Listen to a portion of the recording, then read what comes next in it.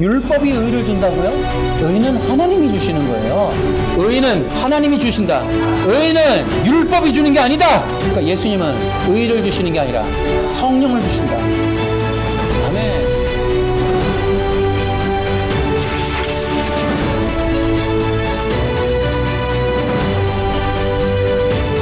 기독교는 역사적으로 항상 위기가 있습니다.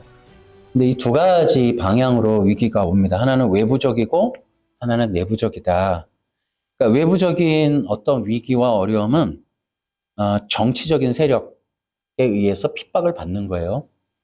근데 기독교가 세워진 초대교회 이후로 항상 기독교를 핍박하는 정치적 세력은 공산주의입니다.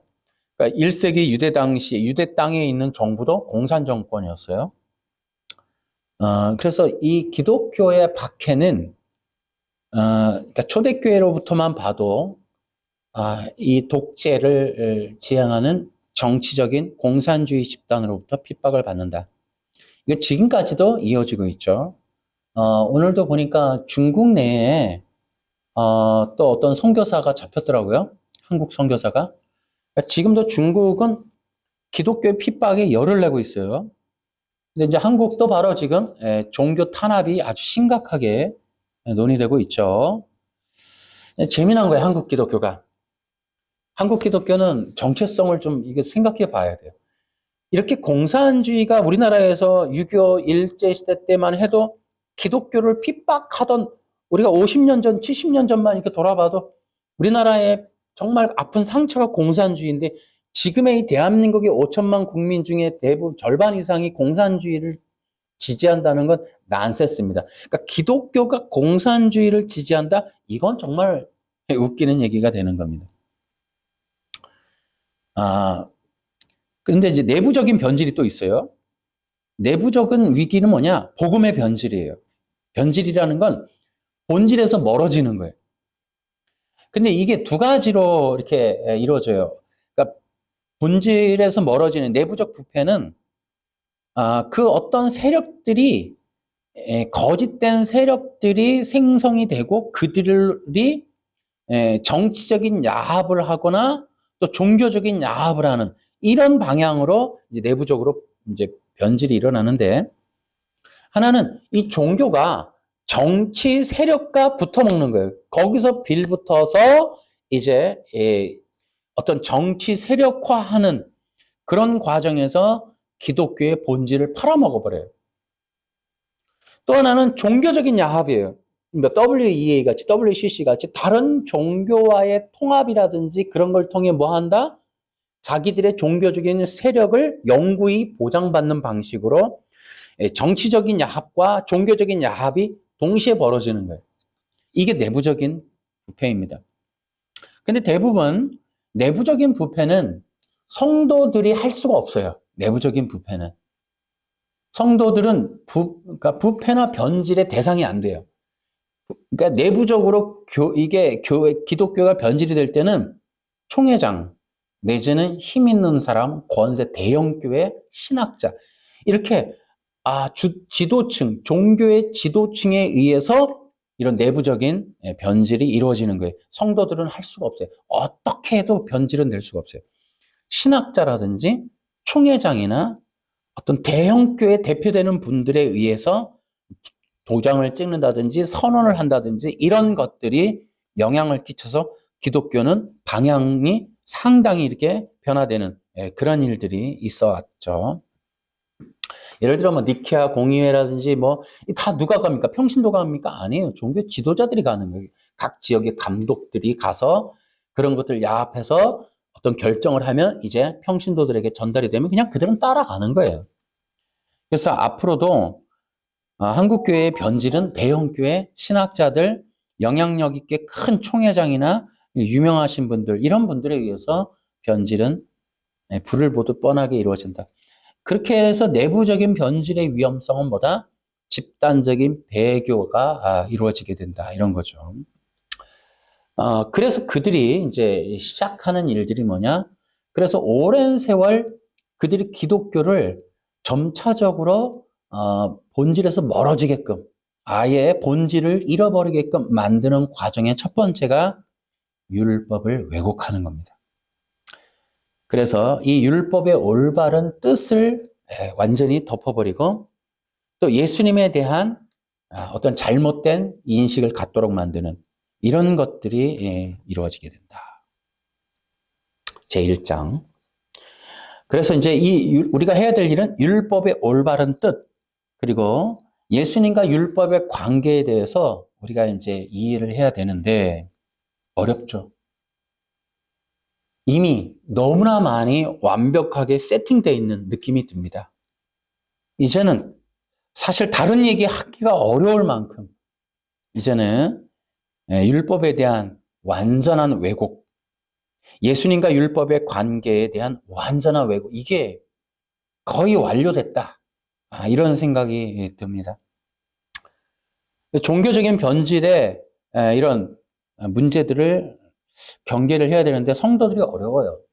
성도들은 어쨌든 수동적이고 전문적으로 신학을 잘 모르거나 일방적으로 이렇게 듣는 입장이기 때문에 선택을 할 수가 없죠.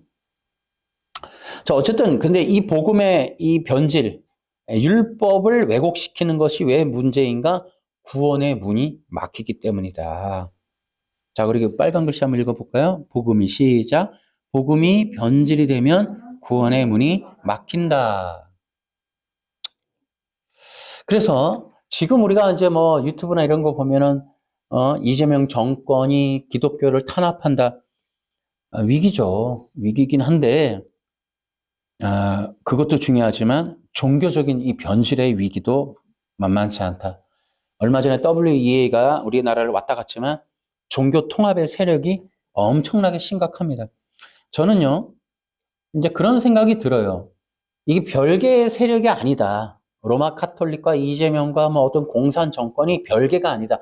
하나의 거대한 바벨 정권에 의한 전체적인 어떤 흐름이 아닌가 이렇게 보여집니다. 그렇기 때문에 지금 우리가 진리 사역을 좀 관심을 가져야 돼요, 목회자들이. 왜냐하면 신학자들은 어차피 못합니다, 이거. 왜냐하면 신학자들이 알지도 못하지만 신학자는 양심 선언하기 어려워요. 개척할 거예요? 학교 나와야 되는데? 내부적인 이 커밍아웃은 자기의 이런 어떤 기득권을 내려놓는 일이기 때문에 신학자들이 이런 일을 하기에는 불가능합니다. 정말 하나님께서 정말 세워주시는 특별한 신학자나 그런 목회자들이 일어나야 되지 않을까 이런 생각이 듭니다. 자, 그 기독교의 내부적인 부패가 뭐냐? 복음이 율법주의로 변질되는 것이다. 첫 번째는 율법의 의미와 뜻을 완전히 왜곡시켜 놓는 것. 예를 들어 이런 거죠. 율법을 지키면 의를 얻는다. 두 번째, 예수님이 율법을 지키셨다는 것과 예수님이 율법을 지켜서 의를 얻으셨다.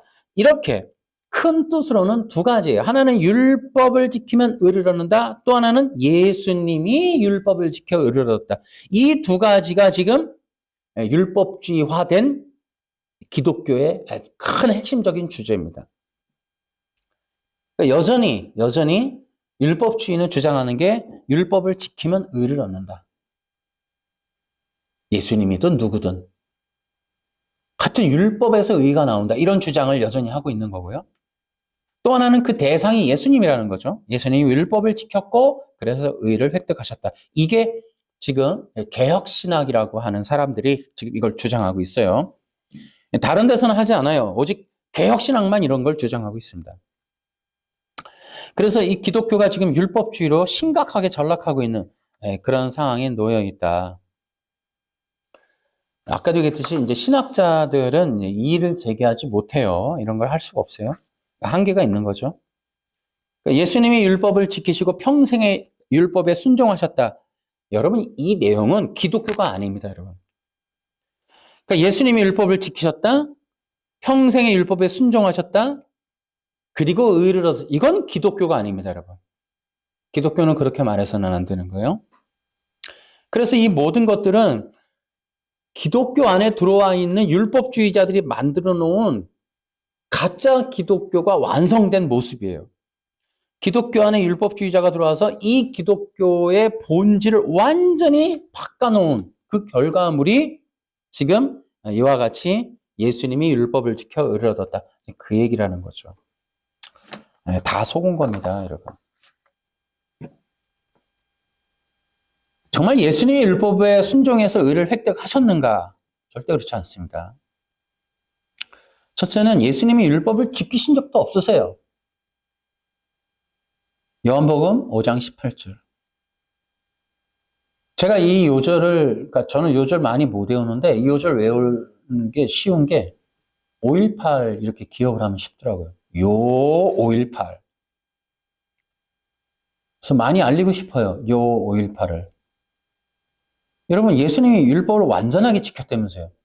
근데 어쨌든 완전하다는 게 뭐예요? 하나도 안 어기는 거잖아요. 근데 5장 18절은 안식일을 범할 뿐 아니라 이렇게 돼 있단 말이에요. 안식을 유대인들이 볼 때 예수님이 주장하는 게 아니라 유대인들이라고 하는 그 아주 그냥 예리한 그 율법주의자들이 볼 때 예수님이 율법 지킨 게 아니에요. 그래서 죽이려고 했다니까요. 그러니까 안식일을 어긴 거 하나만으로도 율법을 완전하게 지켰냐? 아니라니까요. 안 지키셨어요. 혈류병 앓는 여인과 만나셨어요. 이미 끝난 겁니다, 여러분. 수가성 여인과 대화해? 어디 유대 남자가? 오히려 수가성 여인이 놀랬다니까요. 당신은 유대 남자이면서 나한테 말을 건다고 놀랜다니까요. 안 된다고요, 그게. 여러분, 중풍병자 내려와서 여러분, 이 모든 게 뭡니까? 율법을 지키는 행위가 아니에요. 예수님은 율법을 지킬 의도가 없으세요. 구약의 율법이 예언한 걸 응하셨다. 구약의 율법을 성취하셨다. 구약의 율법을 이루셨다. 이렇게 표현하는 거지. 예수님이 안식일을 지키고 십계명을 지키고 율법 660 뭐 몇 가지를 지키고 그런 거 아니라고요. 그러니까 이렇게 예수님이 율법 아래서 지켰다. 이렇게 얘기하는 것만으로도 이미 끝났다. 기독교는. 거의 모든 신학교, 거의 모든 신학자가 이렇게 동일하게 주장하고 있다. 지금 기독교는 생명의 역할을 할 수 있는 기능은 사라졌다. 이렇게 보면 됩니다. 여러분, 율법을 지킨다고 해서 의를 얻지 못합니다. 왜냐하면 율법은 의를 주지 못해요. 의는 하나님으로부터 오는 겁니다. 하나님이 율법을 응했을 때 어떤 법정에, 이거 법정적 용어거든요. 칭이라는 것도 그렇고 법정적인 선언이에요. 이거 아더 핑크가 잘 해놨습니다. 여러분, 내가 나중에 책에다가 인용할 거거든요.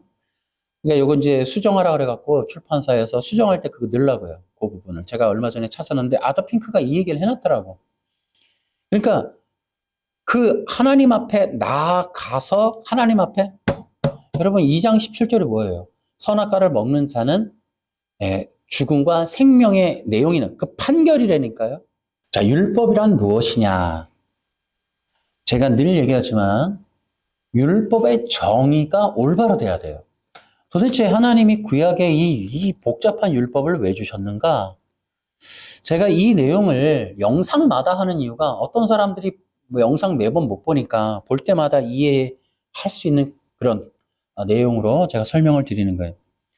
그러니까 율법의 개념이 율법이라고 하는 의미의 첫 번째는 하나님 앞에 나아가는 진리란 말이에요. 이것이 너무 중요하다는 거예요. 그러니까 율법은 우리의 창조주이시며 영원하시고 거룩하신 하나님 앞에 그 백성들이 어떻게 나아가고 그분과 만나고 그분과 함께 하나님이 왕이시고 그 나라 백성으로 어떻게 함께 살 수 있는가를 위한 그 내용들을 적어 놓은 거예요. 율법은 거룩하신 하나님과 함께 하기 위하여 그 백성들이 거룩해야 한다라는 걸 명령하고 있는 거예요. 그래서 율법은 거룩한 하나님 앞에 어떻게 나아가야 하는가에 대한 거예요. 따라해 볼까요? 율법은 거룩하신 하나님 앞에 어떻게 나아갈 것인가? 그거에 대한 규례가, 명령이, 그 진리가 담겨 있는 거예요.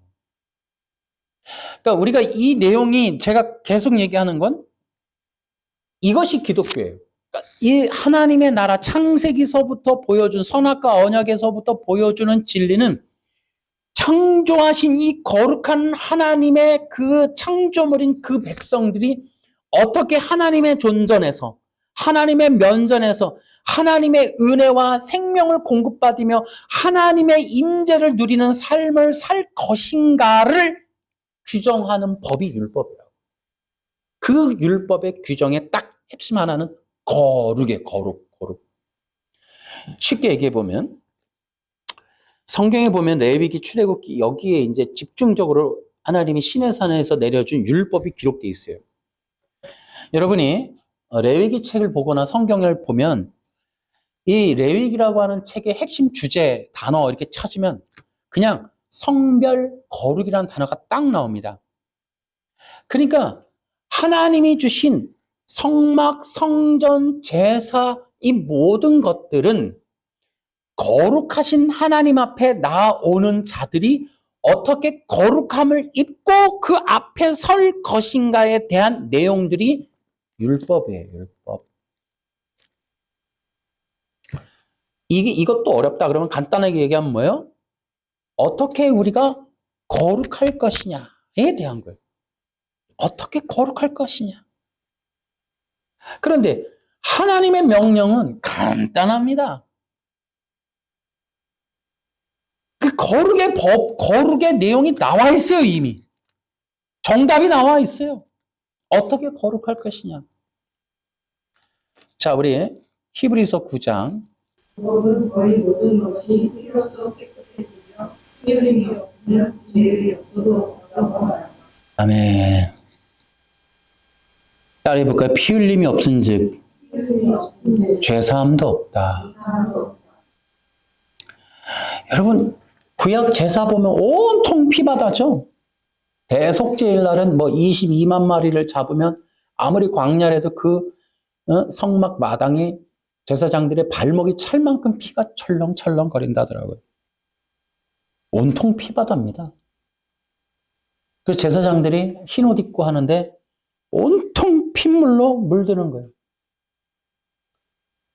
도대체 하나님의 거룩이 바로 어떻게 해서 이렇게 거룩하면 피로써 깨끗해지는가?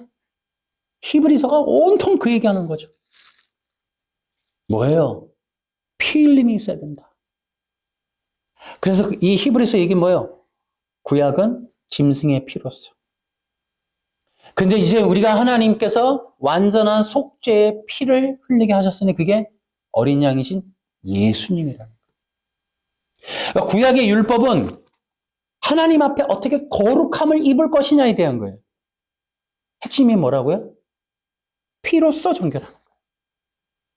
그런데 히브리서 뭐라 그래요? 우리 아무리 짐승의 피라도 그 피로는 안 된다는 거예요. 오직 예수 그리스도의 피. 그러니까 뭐예요?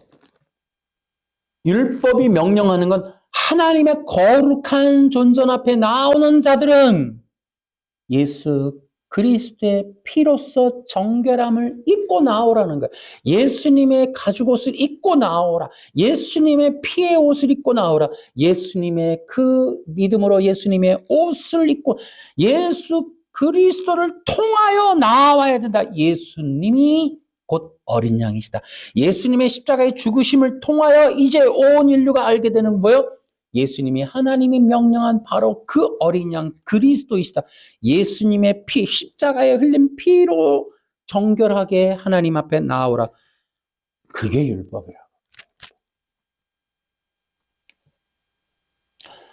자, 그런데 이제 우리가 너무 이제 가슴 아픈 건 뭐냐면 자기중심적인 신앙이라는 게 있어요. 이게 뭐냐면 교회에서 하나님 앞에 나아가서 심판받는 그런 하나님의 그 우리가 기독교라는 거 뭐예요? 창조이신 여호와 앞에 우리가 그 앞에 서는 거거든요. 그리고 그 안에서 구원받은 자들은 하나님의 그 앞에서 함께 같이 살아가는 거예요, 지금. 이게 중요한 거예요. 그 하나님의 그 은혜. 여러분 우리가 기도하잖아요. 하나님 도와주세요. 찬양하잖아요. 하나님 영광들. 하나님 앞에서 살아가는 거예요. 예배 드리잖아요. 하나님의 영광의 그 앞으로 나아가는 게 예배잖아요. 예배. 계속해서 우리는 그 앞으로 나아가는 거예요. 예배. 그래서 어떻게 해요? 치열한 어떤 열정을 갖고 나가야 돼요. 그래서 그 예배라는 게 뭡니까? 그리스도의 옷을 입는 과정이라고. 그래서 끝없이 예수님의 이름을 부르며 그 앞에 나아가는. 그러니까 기독교 신앙이라는 건 끝없이 하나님 앞으로 하나님께 더 가까이 나아가는 거예요. 더 가까이. 그것이 아니면 기독교 아니에요. 그거 성령 안 받은 거예요. 그러니까 기독교 신앙이라고 하는 거는 근원적으로 더욱더 하나님 앞으로 나아가는 거예요.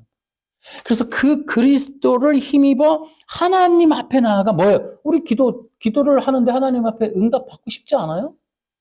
그러면 어디 허공에다 외칠 거예요? 그 기도가 응답이 되려면 뭡니까, 여러분? 예수님의 이름으로 기도합니다. 근데 어디다 대고 기도할 거예요? 하나님 그 앞에 나아가서 하나님께 들려야 될 거 아니에요? 듣는 분이 아빠, 아버지, 아버지라 부를 수 있느니라. 여러분, 자녀의 권세라는 요한복음 1장 12절에 보면 이거는 로마서로 보면은 무슨 권세일까요? 돈 주시오. 그러면 이게 아니라고. 그게 아니라 로마서로 보면은 아빠, 아버지, 하나님이 내 아버지가 되어서 내가 하나님께 감히 아빠라고 부를 수 있는 자격이 자녀의 권세라고요. 근데 이 안에 다 들었어요. 그러니까 기독교인이 누구냐? 하나님을 아빠라고 부를 수 있는. 근데 아빠가 누군지도 모르고 어디 계신지도 모르고 갈 마음도 없고 만날 마음도 없고 하나님에 대한 관심. 이게 무슨 기독교인이에요? 그 무슨 성령 받은 사람이 아니지. 그래서 우리는 끊임없이 하나님의 존존 앞으로 나아가는 거예요. 아빠, 나 어려워요. 그러면 아빠가 듣고 해결해 줘야 될 거 아니야. 그럼 내 아들 이래야 될 거 아니야. 근데 하나님은 없어. 무슨 주술도 아니고 무당도 아니고 이건 샤머니즘도 아니고 아빠가 없는 기도를 하고 아빠가 없는 예배를 해요. 보면은 예배도 보면 가만히 청중이야. 찬송 팀 와우 퍼포먼스 기가 막혀 돈 엄청 줬으니까 기가 막히게 쇼를 하고 나가. 설교 괜찮네. 돈 줄 만하네. 이런 개념이 무슨 예배입니까, 여러분? 대한민국의 엘리티즘, 이 기독교의 엘리티즘, 이게 심각하거든요, 이게 지금. 그러니까 쇼핑이야, 쇼핑. 좋은 교회, 좋은 설교에 대한 쇼핑. 하나님의 이 간섭, 하나님과의 만남, 하나님의 그 기름 부음의 어떤, 이런 것들은 아예 존재하지 않아요, 지금 기독교 안에. 엘리티즘. 내가 주권을 가지고 쇼핑하는 거죠, 쇼핑. 마치 이마트에 온 것처럼 여기도 가보고 저기도 가보고 들을 거 다 들어보고 그러니까 쇼핑하는 거야, 쇼핑. 어쨌든 이런 개판 같은 이런 로마 카톨릭이 만들어 놓은 이런 함정 속에서 허우적대는 이런 바벨탑 같은 이런 기독교 말고 진짜 하나님을 추구하는 정말 그 하나님의 생명을 얻기를 원하는 여러분, 근데 성령이 계셔야 그게 앞으로 나아가는 거거든요. 근데 이 기가 막힌 게 우리로 하여금 본성은 하나님을 떠나는 본성이란 말이에요. 근데 우리의 본성을 바꿔갖고 성령이 하나님 앞으로 한단 말이에요. 주께 더 가까이 계속 간단 말이에요. 가는데 그 가는 사람들에게 하나님이 끝없이 우리가 구원받으면 한 번 구원받으면 끝이다. 이게 아니라니까 끝없이 우리가 생명으로 공급해 주는 거야. 생명을 공급해 주는 거예요. 그러니까 우리는 뭐예요? 그 호흡이 생명이야. 우리는 하나님이 주시는 영의 호흡이 우리는 떡이야. 브레드라고, 브레드. 그러니까 그 호흡이 없으니까 교회는 그냥 쇼핑몰이 되는 거예요.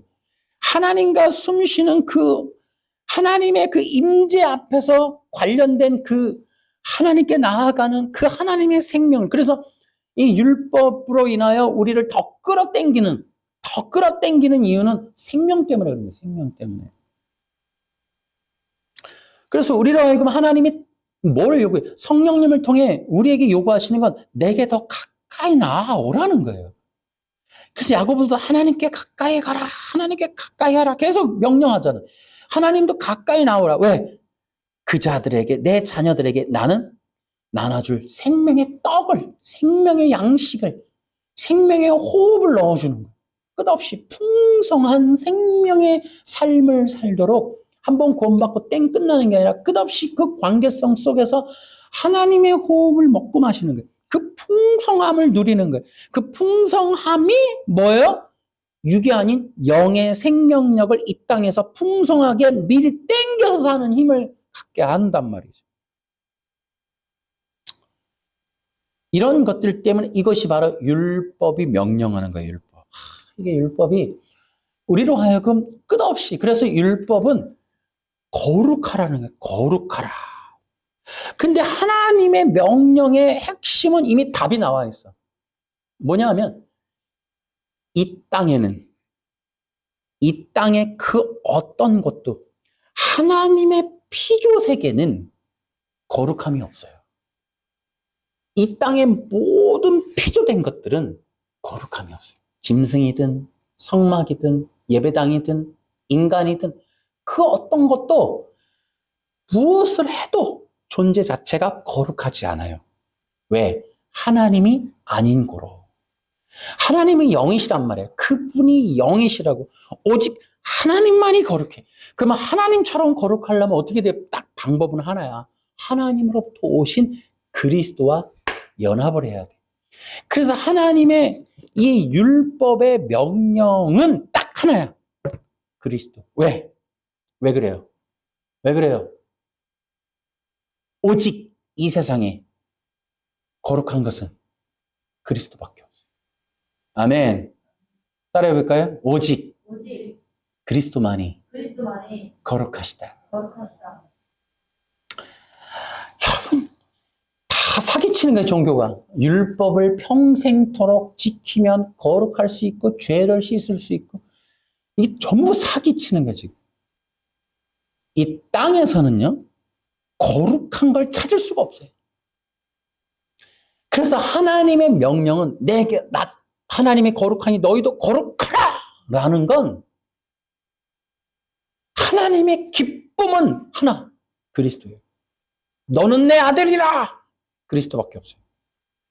하나님이 심판할 때 심판에서의 선은 그리스도예요. 그리스도 외에는 모두가 선하지 않아요.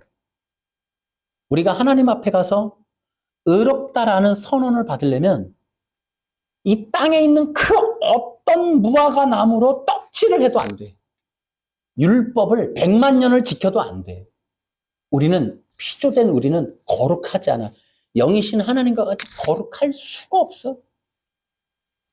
그런데도 목사님들 부흥사들 보니까 율법을 평생토록 지키면 거룩할 수 있고 죄를 안 지으면 당신은 구원받을 의를 거짓말을 하는 거예요. 우리 육은 피조된 피조 세계는 거룩하지 않아요. 거룩한 게 없어요. 오직 하나님 당신만이 거룩하시고, 그래서 이 땅을 위한 하나님의 순전한 어린 양은 하나님의 아들이 오셔야 되는 거예요. 그래야 생명이 부어지는 거예요.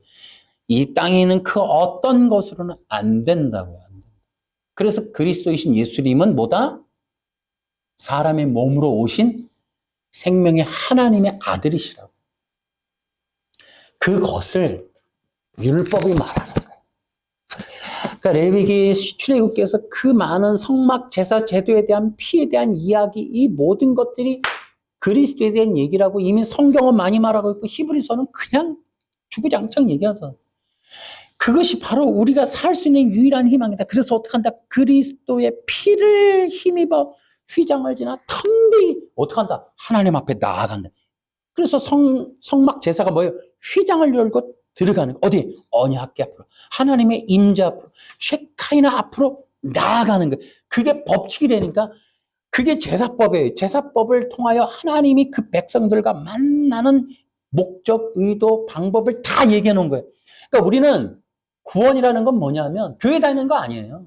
그게 아니라 하나님 앞에 그 지성소 앞으로 달려가는 것.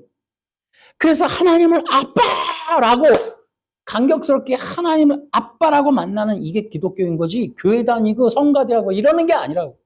율법을 지켰다 이런 게 아니에요. 그리고 자기 중심이에요. 그러니까 율법이 지금 이 개념이 올바로 세워지지 않고 전달이 안 되면 성도들은 하나님 안 나가고 매일 자기들끼리 노는 거야 그냥. 맨날 레크레이션 하고 즐겁게 놀고. 그냥 좋은 교회, 행복한 교회, 전도하는 교회, 부흥하는 교회, 할 건 다 해. 다 하는데 하나님과 관계가 없어. 하나님 앞에 나아가질 않아. 그러니까 그래서 교회라고 하는 이 첫 번째, 교회가 이게 모든 걸 갖고, 구약에 있는 모든 진리를 갖고 세워진 이 초대교회의 의미는 그들이 이 로마서를 통해서도 나오는 거예요. 사도 바울이 초대교회 세울 때 이 진리는 복음이라는 거예요, 복음. 복음이 뭐예요? 승리 소식이거든. 이 굿뉴스라나 이게 뭐예요? 드디어 하나님 앞으로 갈 수 있는 길이 열렸어. 이제 우리는 하나님 앞에 나아가서 생명을 얻을 수가 있게 되었어. 이 얘기거든. 그게 초대교회예요. 그러니까 초대교회가 모여서 예배를 드리는데 성막이 아닌 곳에서 드리는데 영적 의미는 성막이야. 그러니까 그들이 소망하는 건 뭐예요? 이제 우리가 하나님 앞에 설 수 있게 되었어요. 히브리서 보시라니까. 히브리서라고 하는 교재를 보세요. 히브리서를 교재로 쓰는 초대교회를 보시라니까. 히브리서라고 하는 서신이 기본 교재로 쓰였을 초대교회를 보시라고. 그들이 그 피범벅이 된 이야기를 나누면서 쉐어링하면서 구약의 성막 제사가 예수 그리스도고 우리 이제 예수님을 통해 영적으로 하나님 앞에 휘장을 열고 들어가서 하나님 앞에 아빠라고 부를 수 있는 자격이 생겼어.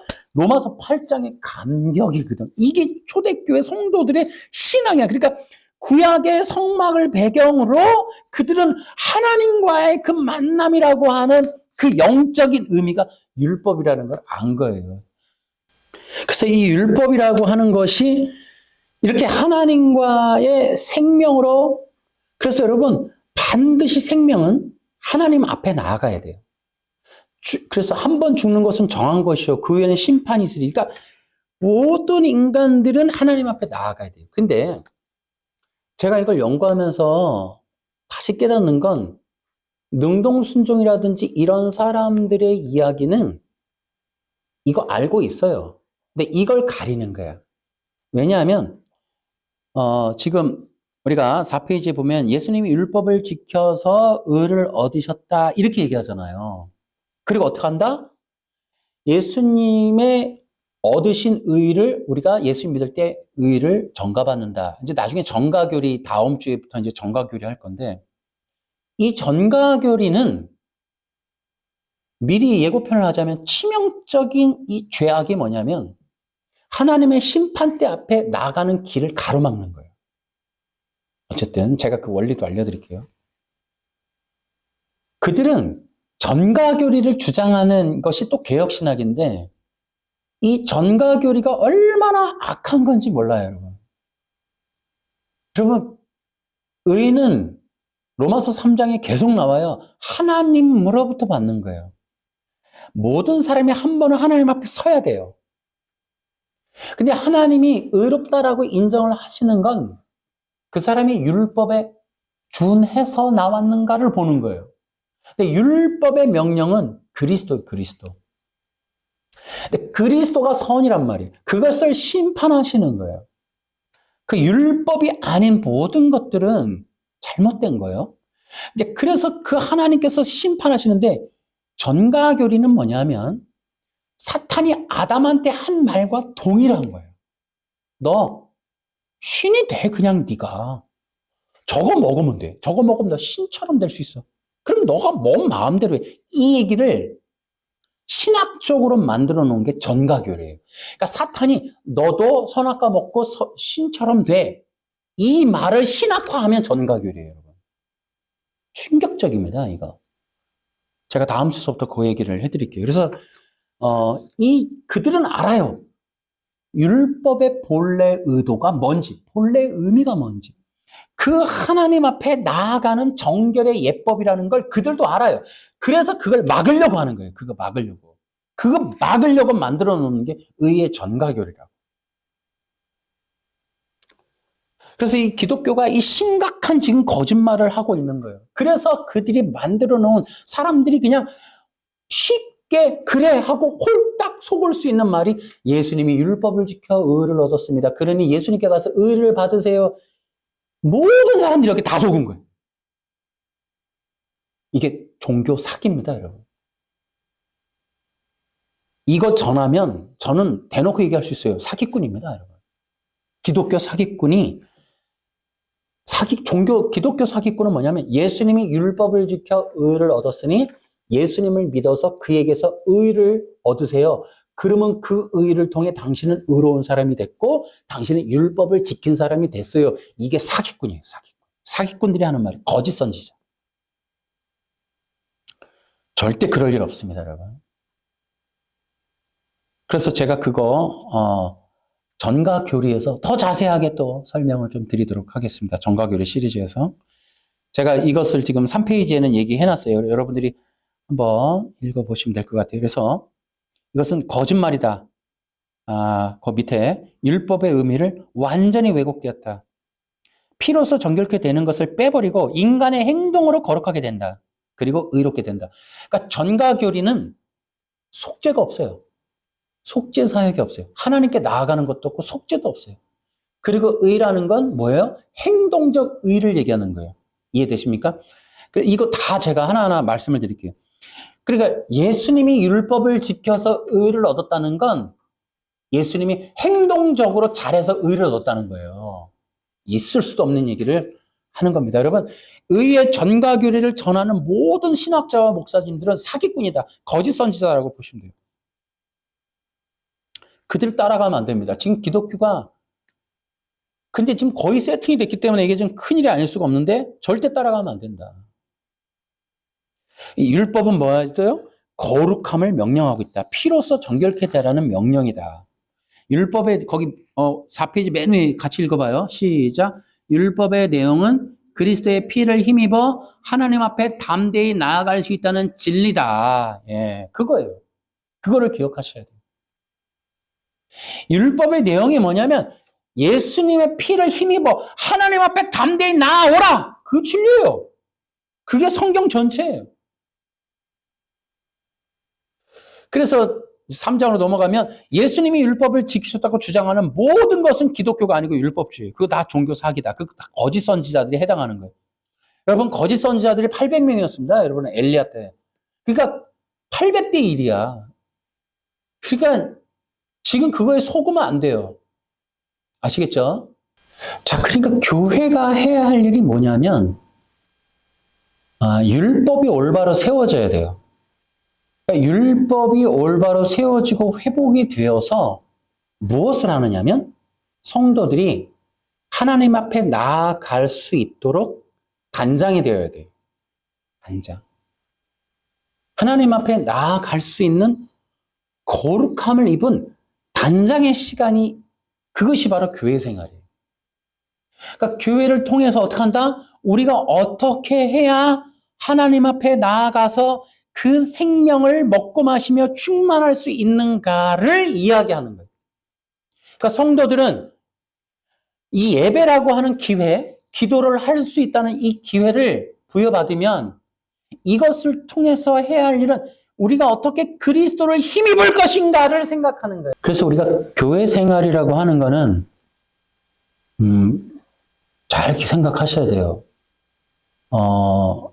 우리가 교회 생활을 단순하게 어떤 커뮤니티 정도로 머물면 안 돼요. 그냥 공동체성으로만 머물면 안 됩니다. 교회는 반드시 성령님이 역사하셔야 돼요. 근데 이 역사하시는 방법은 다양합니다. 그러면 심지어 교회에 어려움을 주는 경우도 성령이 역사하시는 거예요. 그러니까 신앙생활을 하면서 이건 보혜사랑 연관되어 있는 얘기인데 신앙생활을 하면서 성령님의 인도하심에 대한 것도 배워가야 돼요. 신앙생활이라는 것. 여러분, 우리가 기독교 생활을 하다 보면 여러분 국민일보에 보면 역경의 열매라는 게 있어요. 그죠? 우리가 그 축복을 원하고 기복을 원하고 성공과 비전을 얘기하지만 이지선 씨의 그 불탄 얼굴을 우리가 볼 때 하나님의 은혜라고 말하는 사람은 지구상에 한 명도 없죠. 우리가 바라는 비전은 그런 게 아니니까. 근데 지금에 와서 그 사람의 간증은 뭐예요? 하나님의 인도하심이었다 얘기하거든. 그러니까 하나님의 인도하심에 대한 성령을 통한 우리의 인도하심에 대한 그런 프로그램들을 배워가야 돼. 그게 교회 생활이에요. 그게 이제 뭐예요? 그게 바로 단장이라고 하는 거예요. 단장. 그 모든 것들이. 그래서 교회는 어찌하든지 간에 하나님 앞에 나아가서 그 뭐예요? 예배 시간마다 하나님 앞에 나아가죠. 또 언제든지 우리가 항상. 그래서 하나님 앞에서 어떻게 해요? 우리가 아빠라고 하는 여러분 심지어 누가복음에서는 야 아빠가 아들이 막 자식이 구하면 설마니 생선을 주시겠냐? 성령을 주시지 않겠느냐? 라고 얘기를 해요. 그 응답이. 그러니까 이런 것도 보면 되게 난해해요. 그 본문 보면 왜 이런 얘기를 하지? 라고 생각을 해요. 문맥이 안 맞는단 말이에요. 근데 그런 것들이 이해가 돼야 돼요. 요한복음에서는 나는 생명의 떡이로라 그래요. 그러고 나서 생명을 얻는 게 예수님의 목적이라는 거예요. 근데 그 생명? 천국 가서 얻는 거? 이게 이제 기독교가 만들어 놓은 구원파의 이제 엄청난 이제 조작인데 우리는 그런 게 아니죠. 하나님의 임재 앞에서 그러니까 성령을 받으면 하나님의 백성이 되면 뭐예요? 끝없이 갈망하는 거예요. 갈급한 거예요. 심지어는 사모하는 거예요. 왜요? 지난번에 저 뷔페집 가서 먹은 게 너무 맛있었어. 아빠 한 번 더 가. 한 번 더 가. 맛보면 미치는 거거든. 하나님의 은혜를, 하나님의 사랑을, 하나님의 생명이라는 것을 맛을 보며 더욱더 그것을 구하는 그러한 삶을 살도록 우리로 하여금 이끌어 가시는 것이 성령의 역사라는 거예요. 이제 그런 것들이 성도들에게 작동이 안 되고 있으면 교회가 문제 있던 성도는 성령을 못 받았던 하나님의 역사가 지금 작동이 안 됐다 이렇게 보시는 거예요. 그러니까 생명, 저 하나님의 나라에서의 그런 은혜들과 그런 것들이 이해가 되어질수록 이제 우리는 하나님께 영광을 돌리게 되는 거죠. 그때서. 내 손을 주께 높이 기부합니다. 찬양 받으실 주님, 나의 모든 것, 나의 전부를 드립니다. 이제 이런 것들도 이제 찬양 사역의 아주 중요한 내용인데, 이제 그런 것들이 뭐예요? 우리가 점점 단장이 되어졌다. 단장이 되어졌다. 그래서 그런 것들이 뭐예요? 교회가 끝없이 그리스도를 말하는 거예요. 그러니까 교회는 예수 그리스도의 피로서 정결케 되어지고 그리스도로 옷 입고 끝없이 하나님 앞으로 나아가는 것에 대해서 말해주는 거예요. 예배라는 게 뭐예요? 예배 인도자가 뭐예요? 우리가 그렇게 영적으로 그 백성들을 끌고 하나님의 존전에 끌고 나아가 주는 것이 인도자인 거예요. 예배라는 게. 예배 인도자는 사회를 보는 게 아니에요. 사회는 어떤 형식에 있어서 순서를 말해주는 사람이고 예배 인도자라고 하는 건 그 회중을 영적으로 하나님의 그 은혜의 자리 앞으로 끌고 가주는 것. 그래서 어떻게 중매쟁이라는 거, 중매쟁이. 보혜사가 중매쟁이. 그러니까 하나님과 그 백성들이, 모세가 뭐 중매쟁이잖아. 그 백성들과 이스라엘 하나님과 언약식을 하는 중매쟁이. 그것을 연결해 주는 거예요. 그래서 그 언약 관계 속에서의 관계가 회복되어지고 맺어지도록 이끌어주는 그 모세가 바로 그런 역할이란 말이에요. 그리스도가 우리에게 그 역할이고. 그래서 우리는 어떻게 해요?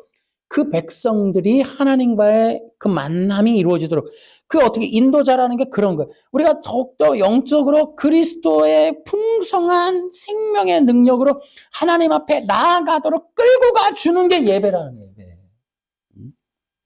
단순히 모여서 커뮤니티 그냥 행사하는 게 아니고 그 예배를 통하여 어떻게 한다? 예배의 결과물이 뭐다? 생명이라고. 생명. 아멘.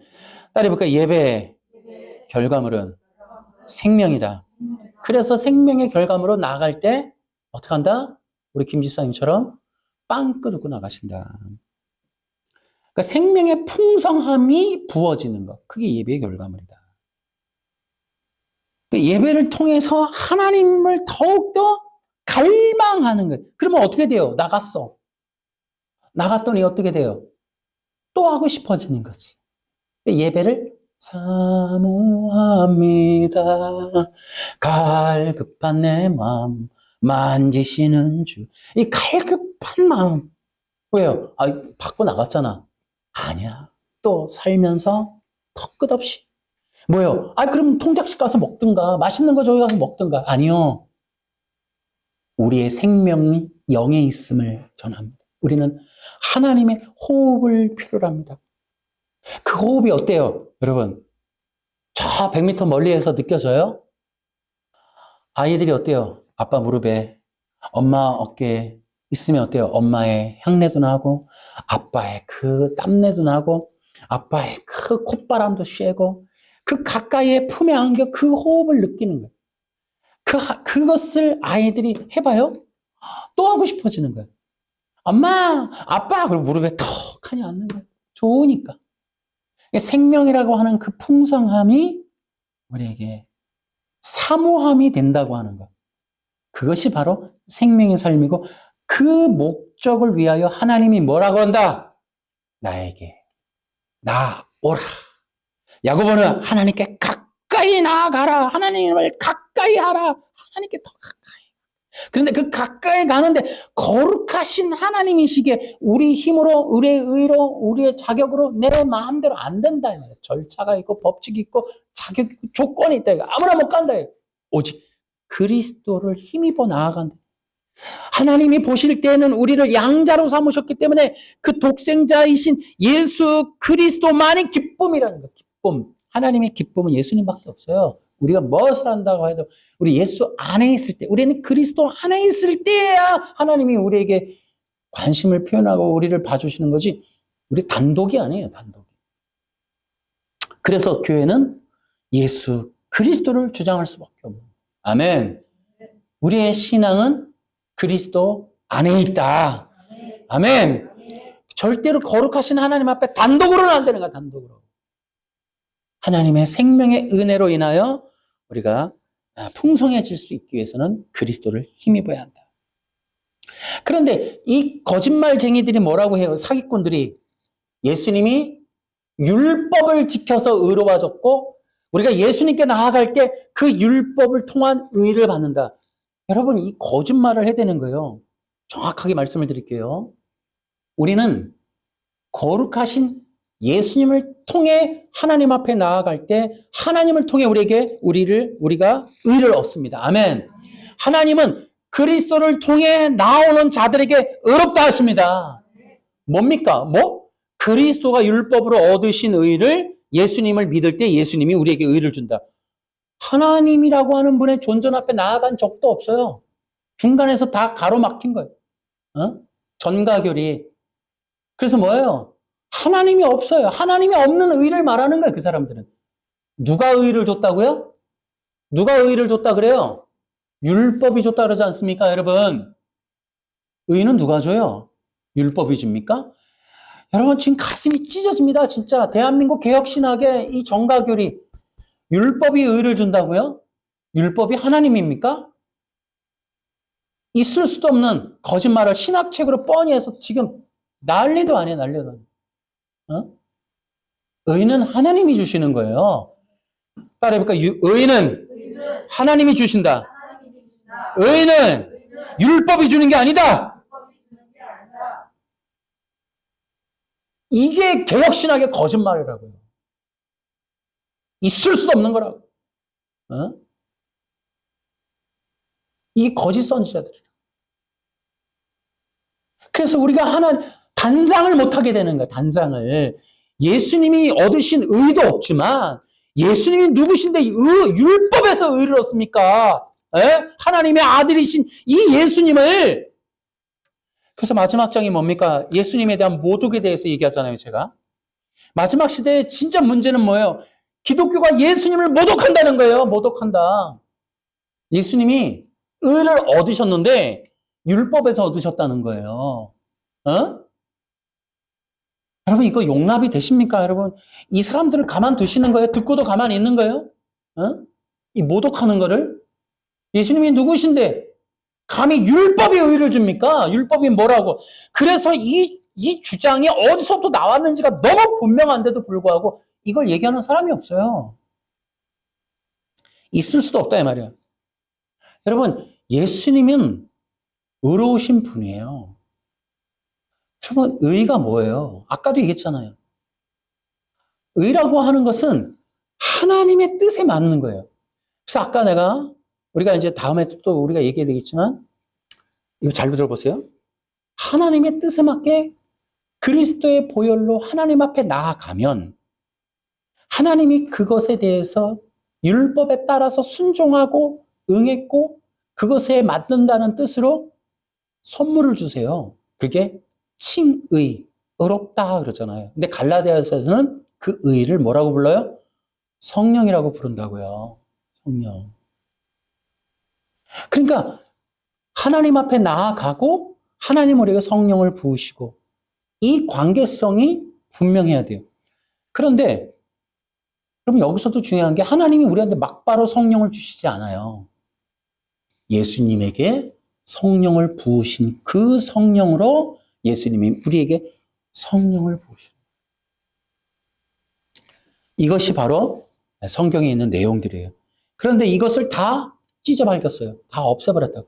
없애버리고 우리가 예수님을 믿을 때 예수님을 통하여 하나님으로부터 성령을 받는다라는 개념이 사라지고 의를 받는다라는 개념으로 뒤바뀌어버린 거예요.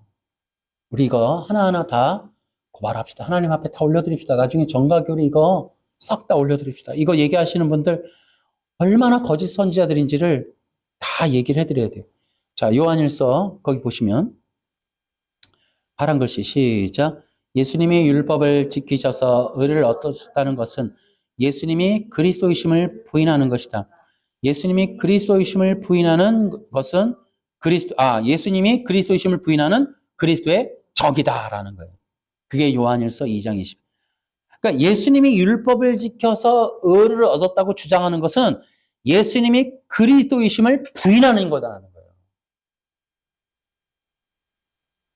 그리고 한 인간에 불과하다. 또 죄인에 불과했다. 이런 얘기예요. 예수님이 죄인에 불과했다라고 얘기하는 것이 예수님이 율법을 지켜 의를 얻었다는 얘기예요. 이것이 예수님을 모독하는 겁니다. 지금 전체가 그 신학을 말한다는 건 이 기독교가 지금 배도를 하고 있는 거예요. 우리의 구원자이신 예수님을 모독하고 있는 거예요. 왜요? 그리스도라는 게 뜻이 뭐예요? 기름 부음 받았다는 뜻이에요. 하나님으로부터 기름 부음 받고 오셨다는 게 바로 하나님으로부터 기름 부음 받고 오신 하나님의 아들이라는 게 그리스도, 이게 히브리서 1장에 나오는 거예요. 그리스도라는 게 뭐예요? 기름 부음 받고 오신 하나님의 아들이시면 제사장이신 왕이라는 겁니다.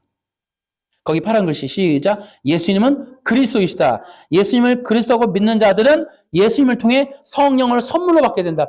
이게 원리예요. 이게 구원의 원리라고. 이게 의의 원리라고요.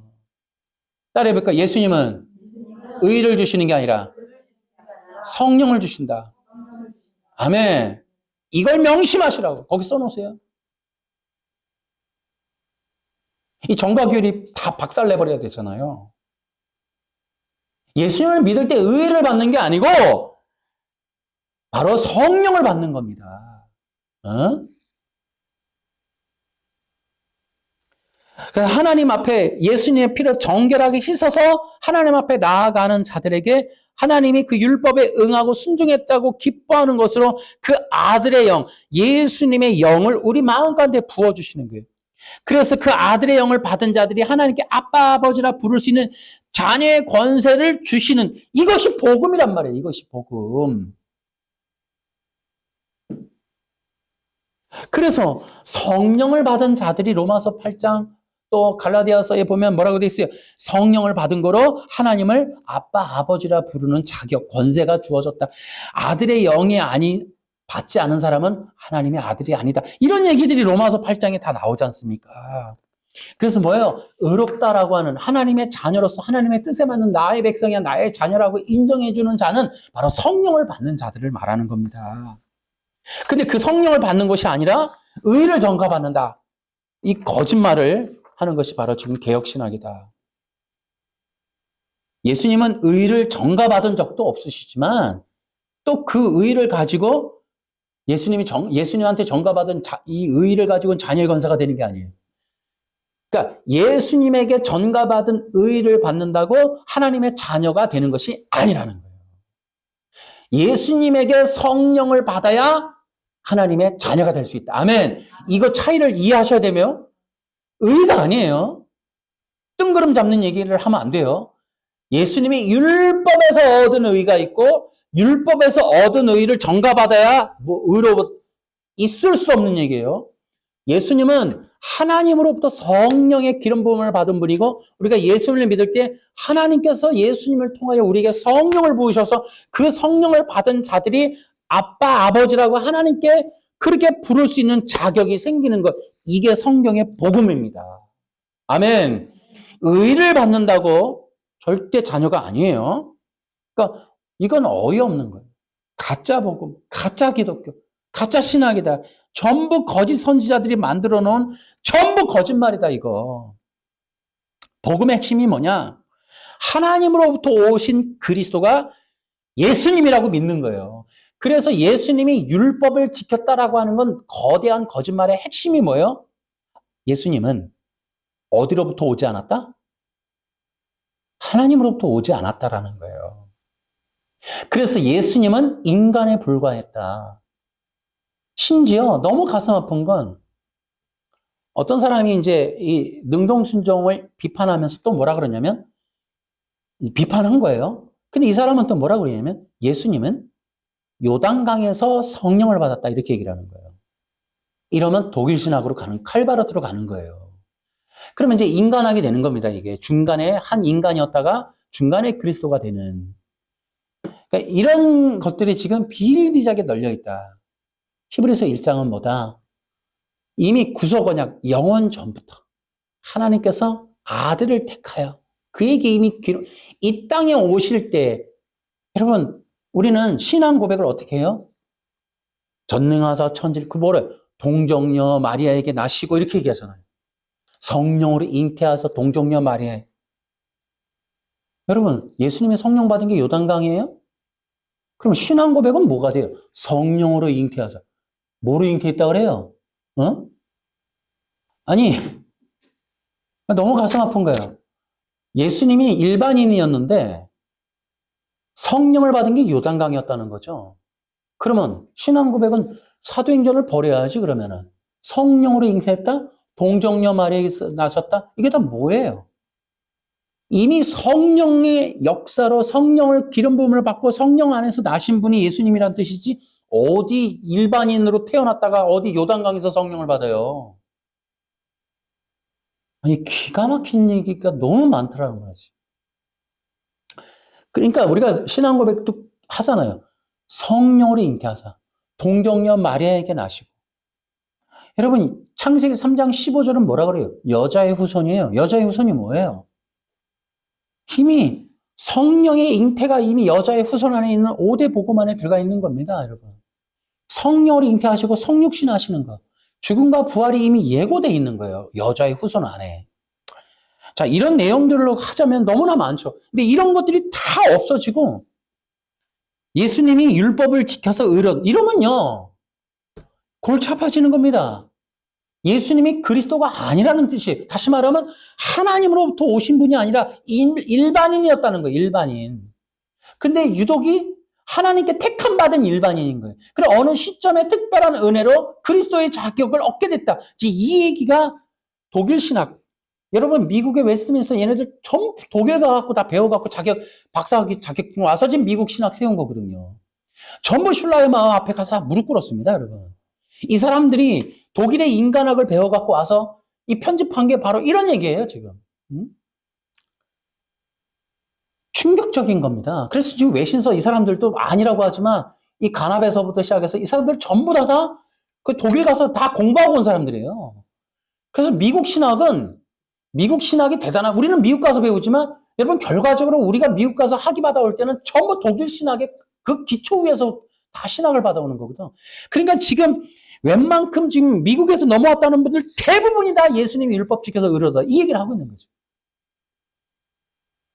정말 화가 나는 일이 아닐 수 없어요. 그러니까 대부분 그 능동순종 언저리에 있는 지금의 그 모든 예수님이 율법 지켜 의로웠다 대부분 보면 결과적으로 보면 그 안에 보면 예수님이 일반인이야, 일반인. 그러니까 얼마나 이들이 모독을 하는지 몰라요, 예수님을. 그러니까 지금 신학은 거의 배도의 신학이다. 예수님을 대놓고 모욕하고 있단 말이지. 예수님을 하나님의 아들이라고 인정조차 안 한단 말이지. 예수님이 율법을 지켜서 의를 얻었다는 이 말부터가 이미 예수님은 하나님의 아들이 아닌 거예요, 이거는. 율법이 낳은 아들인가, 율법이. 누가 만들었어요? 율법주의자가 만든 거예요. 그래서 예수님도 율법을 지켰으니 너희도 율법 지켜야 돼. 모든 의인은 율법으로부터, 모든 생명은 율법으로부터. 여러분, 이 얘기가 지금 이 대한민국 기독교가 아니라 전 세계 기독교가 이 얘기를 하고 있는 거예요. 배도입니다, 배도. 이거를 우리가 두 눈 뜨고 지금 당하고 있다, 지금. 절대로 이것을 따라가서는 안 된다. 그래서 예수님에 대해서, 예수님은 율법에서 의를 얻으신 것이 아니라 예수님은 하나님으로부터 기름 부음 받고 오신 그리스도이시기 때문에 의로운 분이시며, 그래서 그가 하나님으로부터 받으신 그리스도이시기 때문에 그를 통하여 기름 부음이 부어진다. 이제 이 얘기가 바로 우리가 회복해야 될 내용인 거죠. 근데 이것도 이제 그들이 다 꼬아버려요. 좀 있으면은.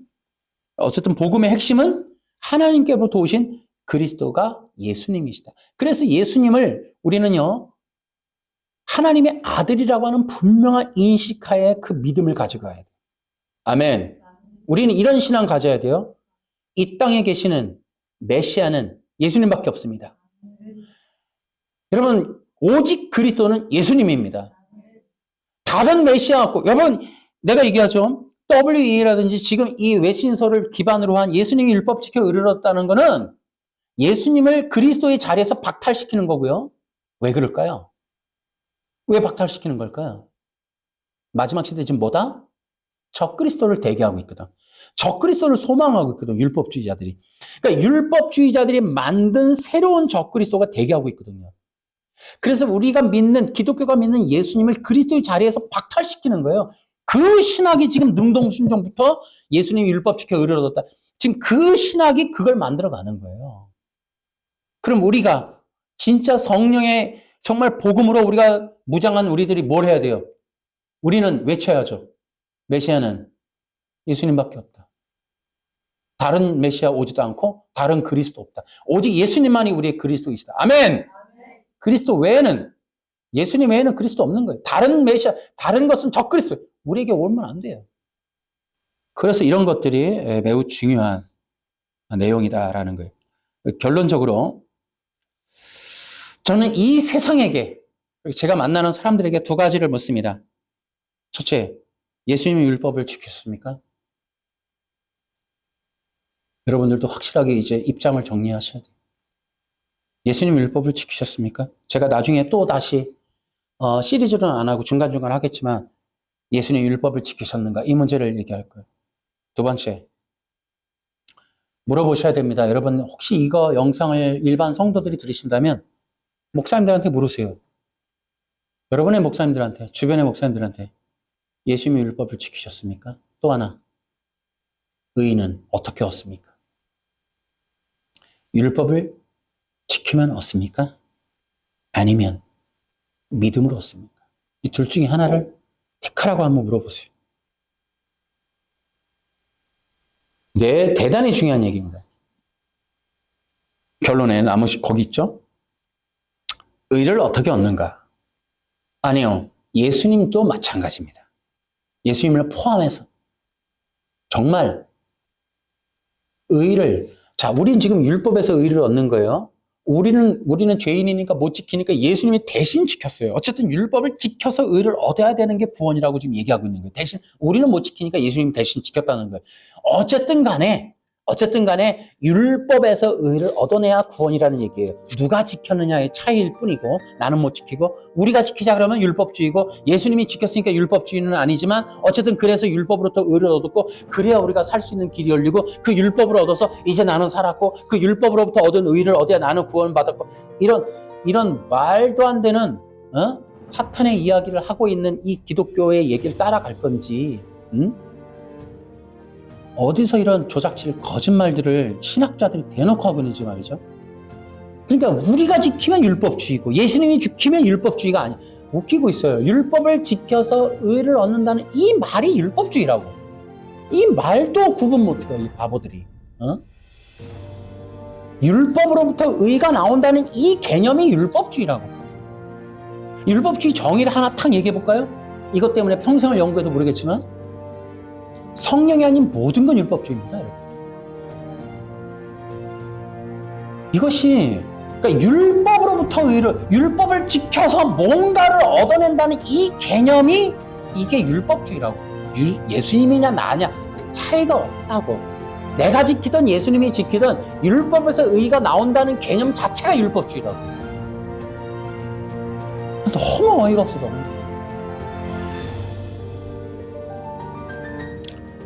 저는 이렇게 얘기해주고 싶어요. 이 영상을 듣거나 여러분들한테도. 제가 언제까지 이렇게 싸울 수 있을지 모르겠지만 여러분 부탁합니다. 마지막까지 살아남으십시오. 이것은 굉장히 어려운 문제예요. 살아남으시기 바랍니다. 기도하겠습니다.